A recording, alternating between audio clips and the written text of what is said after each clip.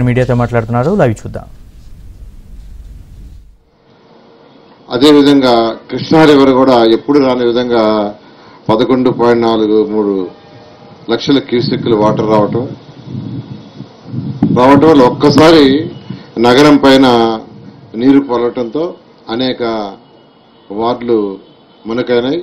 అయితే ముఖ్యమంత్రి గారు వెంటనే స్పందించి ఆ స్పాట్కి రావటం, చూడటం, వెంటనే సహాయక చర్యలకు అన్ని డిపార్ట్మెంట్ని, అందరు మినిస్టర్లని, ఎమ్మెల్యేలని, అధికారులను అప్రమత్తం చేసి అందరికీ వర్క్ అలాట్ చేశారు. ఎవరెవరు వర్క్ చేయాలని ముఖ్యమంత్రి గారు కూడా అక్కడే చెప్పారు.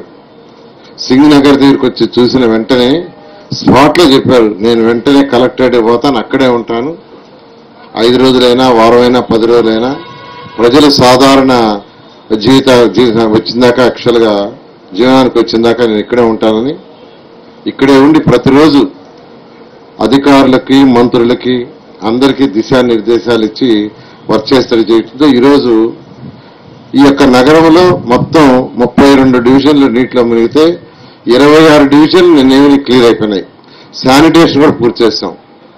అయితే మరొక 6 డివిజన్లు మాత్రం నీటిలో 3 అడుగులు, 2 అడుగులు, 1 అడుగు ఉన్నాయి.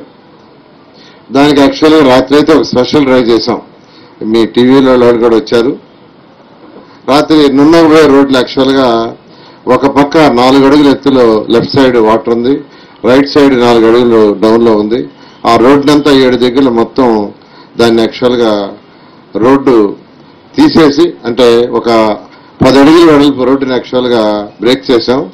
బ్రేక్ చేస్తే వాటర్ పోయింది. ఈ విధంగా ఇప్పుడు కూడా చేస్తూ ఉన్నారు. రేపు తెల్లవారికైతే అక్కడ 100% వాటర్ పోయేటట్టుగా ఎక్విప్మెంట్ని, జేసీబీల్ని, ప్రొక్లైన్ని, ట్యాంకర్లు అన్నింటినీ పెట్టి వర్క్ జరుగుతుంది. తెల్లవారి 3 దాకా నేను ఉన్నాను, మీరు కూడా ఉన్నారు. మళ్ళీ 6 గంటల నుంచి యాక్చువల్గా అక్కడ అందరు అధికారులు అందరూ పోయి వర్క్ చేస్తున్నారు. బహుశా రేపు తెల్లవారికి మాత్రం 99% మొత్తం వాటర్ పోతుంది. అది పోతే 61, 62, 63, 64 ఈ 4 డివిజన్లో వాటర్ పోతుంది. ఈ 4 డివిజన్లో వాటర్ ఉండటానికి కారణం ఏంటంటే ఆ నున్నాకు పోయే రోడ్లో,